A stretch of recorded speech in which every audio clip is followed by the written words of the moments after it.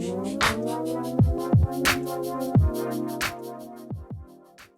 everybody, welcome to another episode of Afterthought, Season 2, Episode 7.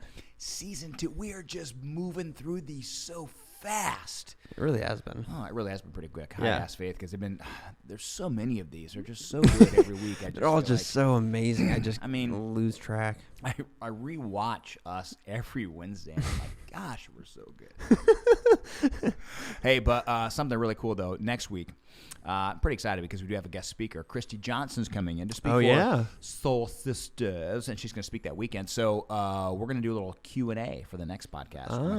Okay. Faith already did a social media post, sent it out. But if you haven't got in your questions you'd like for Austin and I to talk about next week, you know who you are. Get Kevin Farmer. I bet Kevin's got a bunch of them. I'm sure. Matthew was telling me a bunch of people always want to ask those questions. Yeah?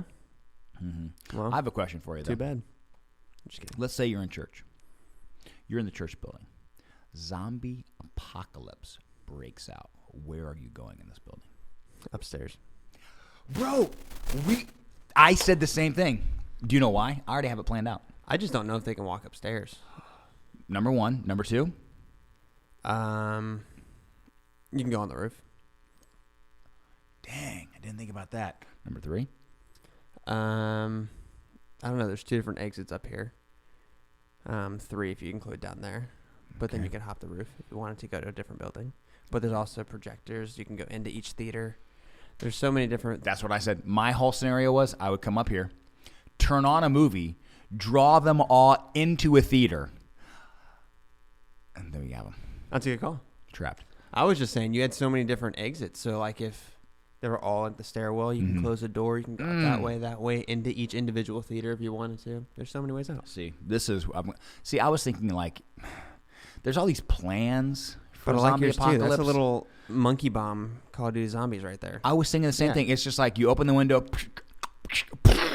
like we're watching Lion King. I know, now you're not. Yeah. Yeah. It'd be great. Yeah. Second question for you. Are mermaids real? Oh, mermaids real? Mm-hmm. Yeah.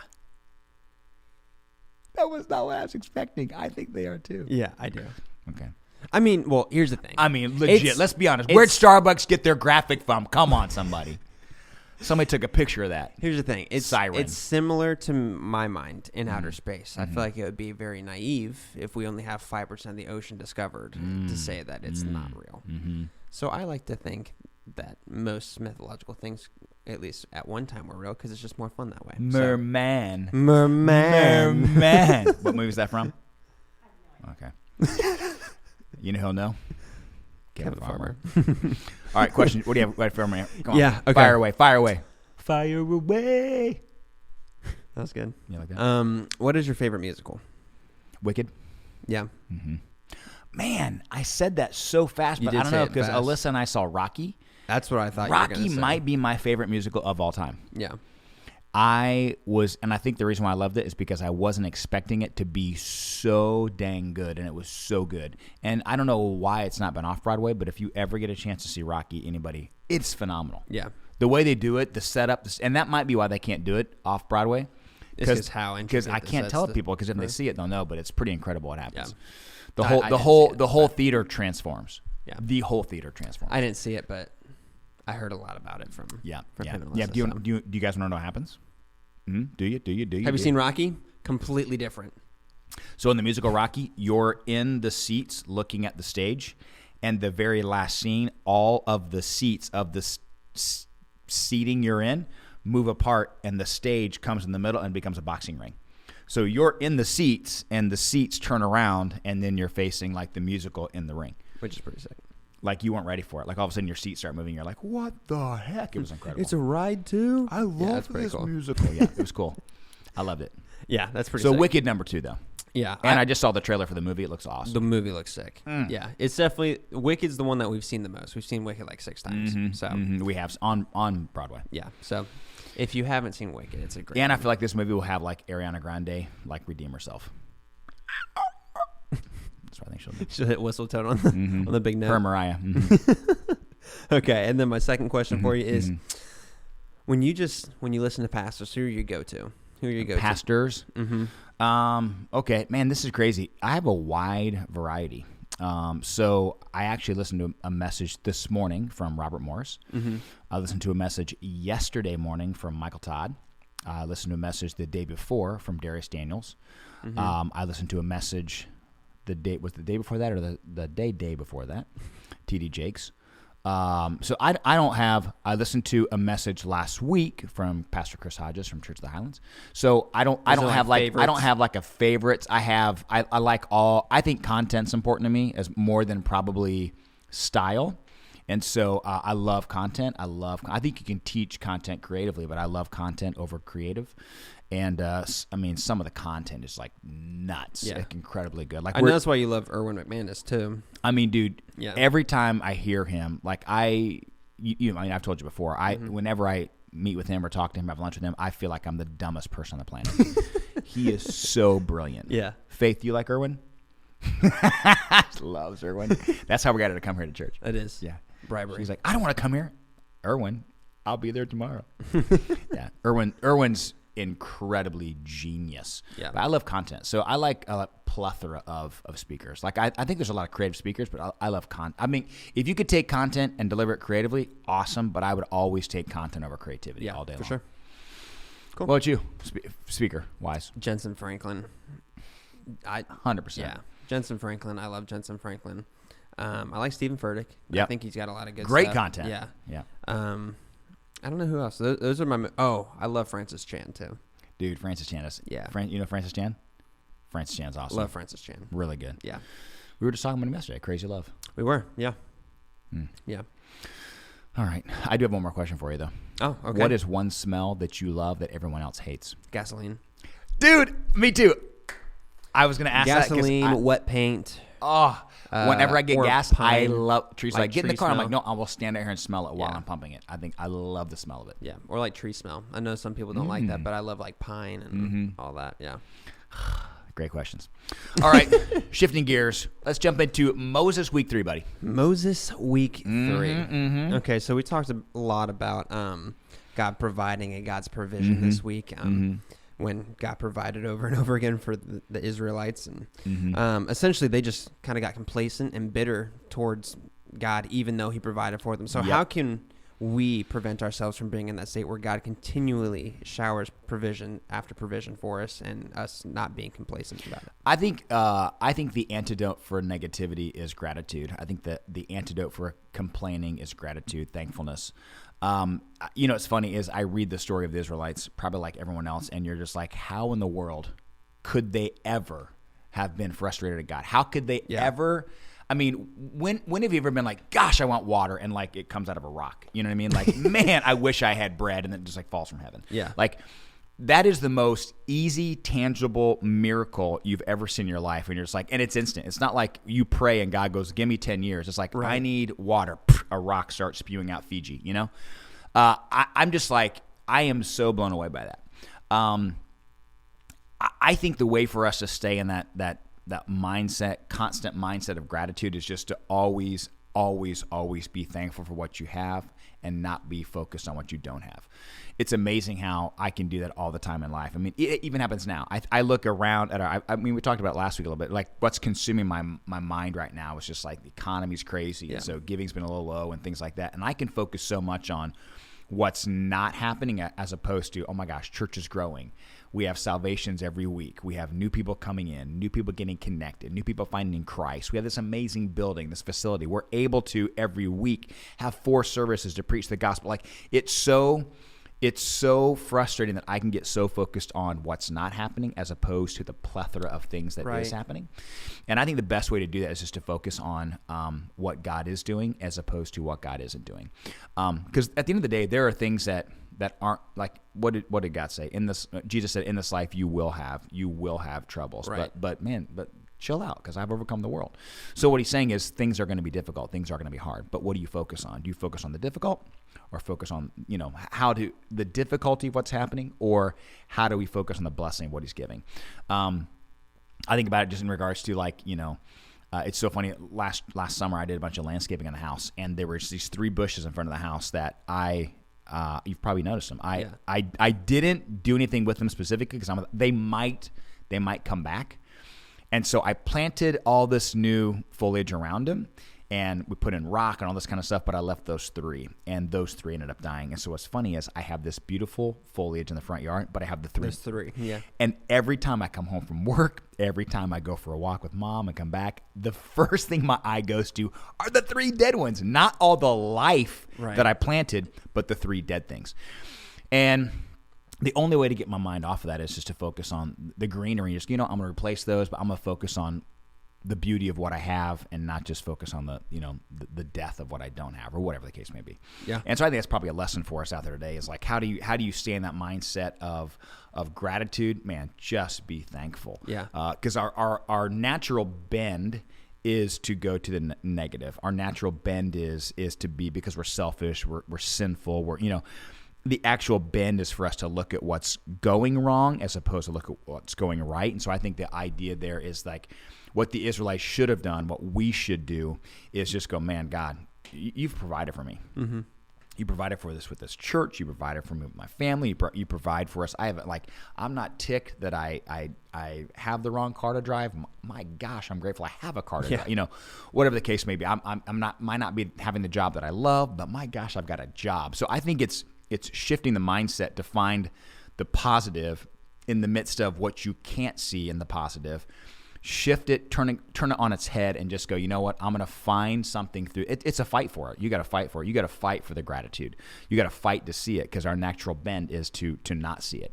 So I would say in those moments, just find the gratefulness in the midst of what you're not being grateful for. Yeah. No, that's so good. I like what you said, how our natural bend is towards negativity. Yeah. Negativity is natural. That's another point that you mentioned. Being negative is a natural thing, but you have to fight it. You have to combat it. So what would you say is a practical way to combat negativity and not make it your norm? I would say if you hang around with negative people, get away from them. I would say that's probably the first thing, because I don't know what it is. Negativity attracts negative. I don't know why. They move around like, it's like pockets. And so if I'm ever, because I'm not ultra negative person, I'm more of a glass half full type guy. If I get around negative people, I can automatically swing negative. I know, I feel it, and like people complain about it, I'm like, oh yeah, you're right. It's like I would love a restaurant, but I'm around someone else that didn't like it. You know what? I don't like it. Yeah, or you and I see a movie. And typically, you and I have the same movie taste, and people say the movie was horrible, and we're like, really? And so we don't watch it for a long time, and then we watch it and go, the movie was great, right? So I would say the first thing to do is if you are a person that is surrounded by negative people, and you already have the bend towards negativity, I would get away from those negative people. Yeah. And if your friend's like, dude, why don't you hang out with me more? Like what I would do, because I care way too much about my heart and my character and my gratitude towards Christ than to be around the negativity that you pull me down. Yeah. I would say that would be the first thing. I would say the second thing is recognize your triggers. Recognize your triggers. What is it that causes you to be negative, right? So people and triggers. For an example, you ever notice, like, if you're going to work in the morning or going to school in the morning, whatever the case may be, and you're early or on time, nothing bothers you. Yeah. Like if you're early or on time, like traffic could be a mess. You're like, I don't care. Like, I got plenty of time, right? You could go into Starbucks, the person behind you cuts in front of your line, like, go right ahead. It's, but when you're running late, it seems like every driver on the road's an idiot. You hate everyone at Starbucks, whatever the case may be.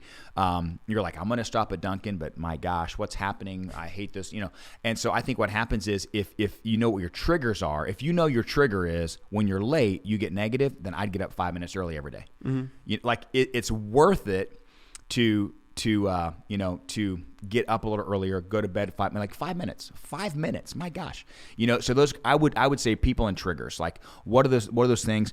And then, if it's a matter of, so people, triggers, and I would say maybe your lack. So a lot of times people focus on more of what they lack as opposed to what they have.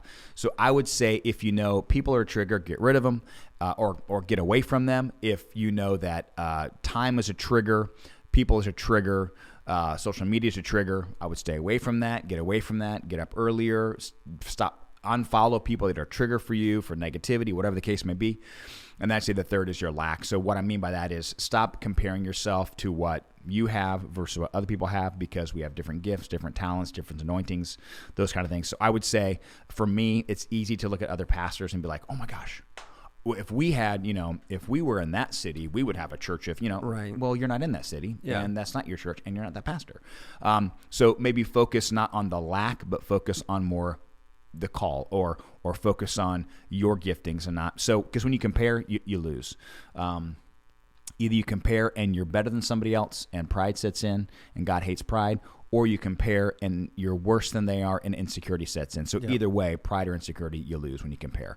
So I would say, focus more on what you have than what you don't have. So I would say maybe people, triggers, and lack. For sure. And those are kind of maybe the three ways that I would focus more on the positive and focus more on the gratitude than on the negative. Yeah, that's great. I think for all of those things, it's one of those things where you can think it and know what your triggers are, know what your problems are, know what the relationships you need to cut off, but it's actually executing through it. 100%. So, how would you say is the best way to maybe distance yourself in a relationship with a person? Man, that's a great, because it's hard. It is. It's so hard because you love the person, and okay. I told you I was listening to a message the other day, and it was from Pastor Darius Daniels, and he made a comment about how people were texting him on the phone, right? And he's got a lot of stuff going on with his family and church and blah blah blah, and not in a bad way. Just we have our own stuff, right? And he's getting blown up by this person, like needing his help, and he didn't respond right away. Finally, he did, and the person was upset that he didn't respond right away. And he told the person, he's like, listen, you're a priority to me, but your priority is not my priority. Mm-hmm. And he said the person got frustrated because he's like, you don't care about me. And he's like, no, I do care about you. No, you don't, because if you cared about me, you'd text me back right away. Blah, blah. And he's like, no, dude, you're confusing the fact that you're not a priority versus your priority is not my priority. And I would say at the end of the day, that's the kind of thing we have to get across to our friends. If you're around negative people, if you're around negative relationships, and you need to get away from it, I would just say, man, I love you, but I care about my soul more than you. Mm-hmm. Like, I love you, and I want to be around you, and I care about you, but I care about my character more than this friendship. And so at the end of the day, we can shift what we talk about, we can shift what happens, but at the end of the day, it's not that I don't care about you, it's that I just care about my character more than I do negativity.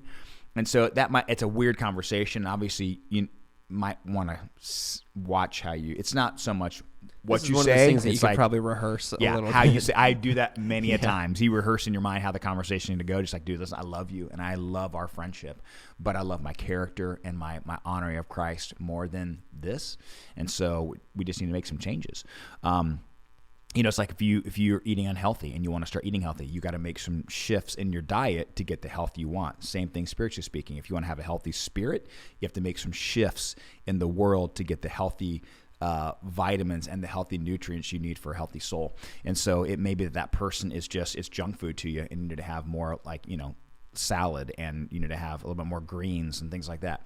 And so I would probably have that conversation, as weird as it might be. I've had those conversations. I've had friendships that have ended because I'm just like, dude, I can't. Going out Friday nights, I just can't do it, man. I remember in high school, like, I just can't do this. So as hard as they are, that's probably what I'd do. And I would say maybe even, be specific with some examples. Like, dude, because your friend may get all ticked and not understand, but at the end of the day, your job is not to make them understand. Your job is to lead you. And you just maybe, hey, there's a couple things happen, boom, boom, boom, and I just need to, for me, I kind of fall easily into that. And so I'm going to, that's what I would say. Yeah, I feel like knowing yourself is half the battle. So if you don't know yourself, like you said, know your relationships, your triggers, all that kind of stuff. Right. That's going to help you out the most. Absolutely. And at the end of the day, if you have those conversations and the worst thing that could happen is you lose the friendship, then you're still losing out on the negativity. So it's not 100%. Not like it's a real loss. Yes, you're losing someone you care about. They care about you. But at the same time, if your soul is more important to you in the end, then it's actually a win. Well, and it'd probably be better to have the conversation than just all of a sudden avoiding the friend, and your friend's like, what the heck is going on? Like, why are they backing off? What did I do? Yeah. Man, they've ghosted me. And so maybe having the conversation is like, listen, I know it feels weird. I feels like I've created distance, and I have intentionally, because I want our relationship better. And if it can't get better, then I need to pull back a little bit. Mm-hmm. Maybe that's the conversation, Yeah. Because negativity breeds negativity. It really does. For sure. I really have one more question. Okay. And it revolves around the Israelites again. Okay. They fell into being complacent and really just they looked to God for everything. And then once they got everything they wanted, it seemed like they turned their eyes to idolizing other things. Right. So it's so easy in our life to not think we're idolizing things, but it's so easy to put things on a pedestal. So how can we prevent that in our lives from putting something up higher priority than it should be, higher above God in our lives? Yeah, I think if you look at that story of the Israelites, well, number one, I would say all of us worship something. You were created to worship. And so that's why we do put people on pedestals. We put positions on pedestals. We put money on a pedestal, car on a pedestal, right? Relationship on a pedestal above God, because you were created to worship. And if you don't worship God or don't put God in the first place, you will put something else in the, because something you were created to worship, so your body longs for it. Your soul longs for it, if you will. And so the Israelites, God was trying to do everything to let them know, like, I am your object of worship. And so when Moses and God were up on Mount Sinai and they're getting God's giving Moses the 10 Commandments and all that, and then down below, God's like, dude, these people have been without me for what? 10 minutes, and they're worshiping idols because they needed something. God goes, they haven't realized yet that I'm what they need. And so I would say, to your point, recognize what you need on a daily basis is God. Yeah. It's the need drives action. What you need drives movement. What you need drives attitude. What you need, so what you're craving will drive your commitment. And so if I don't know why it is, but it's like, when I'm stressed out or whatever, as much as I eat healthy, I want to eat garbage, right? And you're just like, I just need, what you probably need is more Jesus. Like, you don't need a cheeseburger, you need more Jesus. And so maybe that idea, that concept, or that mindset that, the way you don't put something else on a pedestal is to recognize your need to always have Jesus at the first place in your life. So it's not that, man, I need that person so bad because if that person, dumps me or that person leaves me, then I'm just, no, because if you have Jesus above that, he'll never leave you, so you have nothing to worry about. Man, if I lose that job and that job's in first place, if I lose that job, then I'm just going to die. Well, then you put the job over Jesus, because jobs come and go, but Jesus doesn't. If I lose that paycheck, if I lose that house, then what do you mean? Well, you've put the object above Jesus, above God. And so I think always recognizing your need at the end of the day has to be God, because if your need is not God, if your need's a thing, a person, place, or thing, and you lose that, then you lose out. But if you have Jesus in the first place, then you never lose out. Right. And so maybe recognizing the need of who has to be first in your life as opposed to a thing being first in your life. Yeah. That's so good. That's so good.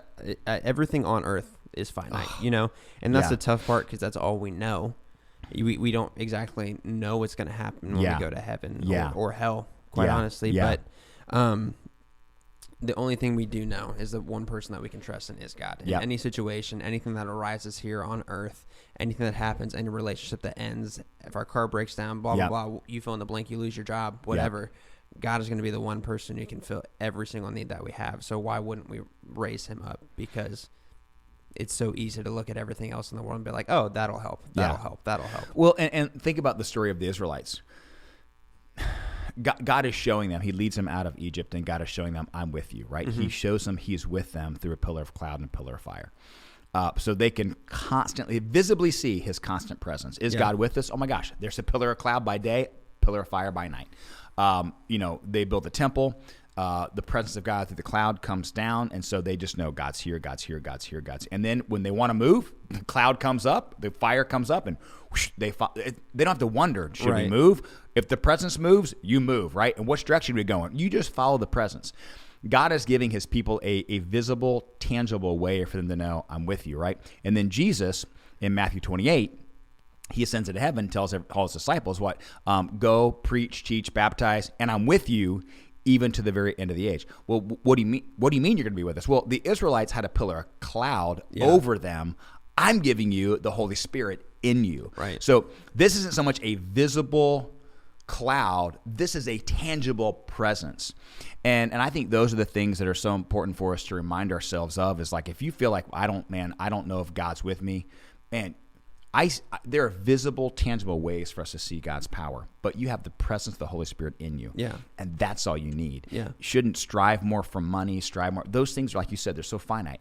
But it's at the end of the day, man, God is giving you permission to understand his presence is in you, his power is in you, his plan is in you, his provision is in you. So you would recognize that, like, at the end of the day, all I need is everything that I already have. And if we're striving to get other things, then I would say maybe that's because we're not understanding the presence we have in us. Yeah. You know, maybe you're wanting more money or more relationship or more sex or more alcohol, or like maybe you're wanting more of that because you haven't yet figured out you have more of this. Yeah. And that would be the need. Yeah. You haven't figured out understanding the Holy Spirit, Right. or really strengthening what's Right. inside of you. 'Cause Right. It's not a muscle because it's there, but at the same time, the more you use it, the more you know it's there. The 100%. better The it's more gonna it be, grows. the stronger it's going to be. So Exactly. Man, good show. Episode 7. I love it. Whew. Next week, big week, Q&A. I'm going to love it. That'll Send be in your fun. questions. Yeah, send in your questions. If you forgot, send them in. Wrapping up Moses today. All right. Have a great week, everybody. See you next Sunday. Well, hey, everybody, we hope you loved this episode of Afterthought. If you did like it, make sure you can comment, let us know your thoughts, share it with a friend. Hey, we're dropping new material every single Wednesday. Yeah, we know you like the video, so leave a like and subscribe because, like you said, we're going to have a video coming out every Wednesday. Turn on those notifications so you know when it comes out. Yeah. Check it out. See you next week.